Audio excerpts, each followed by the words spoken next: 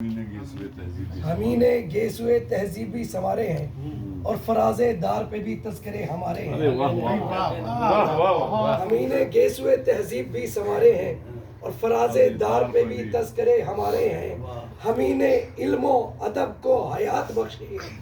امین علم و ادب کو حیات بخشی ہے. یہ مجلسیں نہیں تعلیم کے ادارے ہیں. تعلیم کے ادارے ہیں. آج ہمارے لیے خوش نصیبی کی بات ہے کہ ہمارے درمیان میں مولانا سید ابو القاسم رضوی صاحب موجود ہیں. اس لیے کہ آپ آج کی مجلس کو خطاب فرمائیں گے. کاروان نور کی یہ نورانی مجلس ہوگی انشاءاللہ. آپ سوچ سکتے ہیں کہ کوئی آدمی کسی پارلیمنٹ کے اندر مجلس کرا دے. آسٹریلیا کے اندر پارلیمنٹ کے پہلی مجلس جو ہوئی ہے وہ مولانا ابو القاسم رضوی صاحب کے ذریعے سے.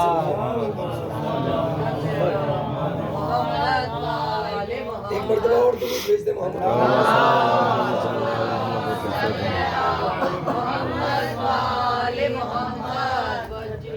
اس لیے کہ ہم اور آپ اپنے ذخانوں میں مجلس کرتے ہیں اور وہیں پر مجلس کر کے خاموش ہو جاتے ہیں اور خوش ہو جاتے ہیں.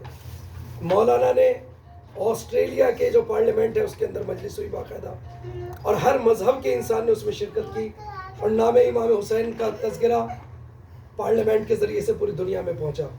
اور کمال کی بات یہ دیکھیں کہ اس میں جو خواتین نے شرکت کی تو حجاب تو کہہ کر کے خطاب نہیں کیا جا سکتا تھا لیکن مجلس کا ایک ڈریس کوڈ کر کے کہ اپنے سر کو ڈھکنے کے لیے مولانا نے ایک بہترین انتظام کرایا اور اس کے بعد ان کی طرف سے افطار پارٹی ہوتی رہتی ہے. مولانا شرکت کرتے رہتے ہیں.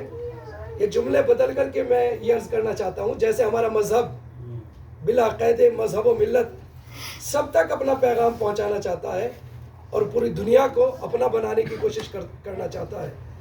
وہ چیز اگر سمٹ کر کے آج وہ پیغام کہیں دکھائی دیتا ہے, وہ ذات اگر مجسم بن کر کے کہیں پر نظر آتی ہے تو مولانا ابو القاسم کی صورت میں ہمارے درمیان میں آج موجود ہیں.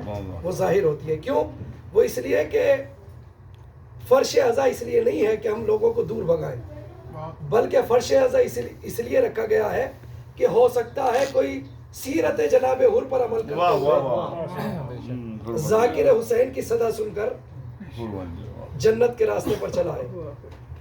تو اس کوشش کو الحمدللہ کامیابی کے راستے پر لے جاتے ہوئے مولانا ابو القاسم رضوی صاحب جو ہندوستان سے تعلق رکھتے ہیں لیکن آسٹریلیا کے اندر مسلسل مذہبی چیزوں کے اندر اتنے انوالو ہیں, چاہے وہ دہشت گردی کے آتنکواد سے ریلیٹڈ پروگرام ہو رہے ہوں اس میں کھل کر کے پروٹیسٹ کر رہے ہیں, اپنی آوازیں بلند کر رہے ہیں.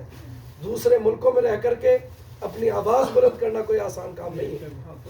ہندوستان میں تو بہت آزادی ہے اور جیسے کہ عرض کیا یہ کوئی آسان کام نہیں ہے, کہہ دینا بہت آسان ہے.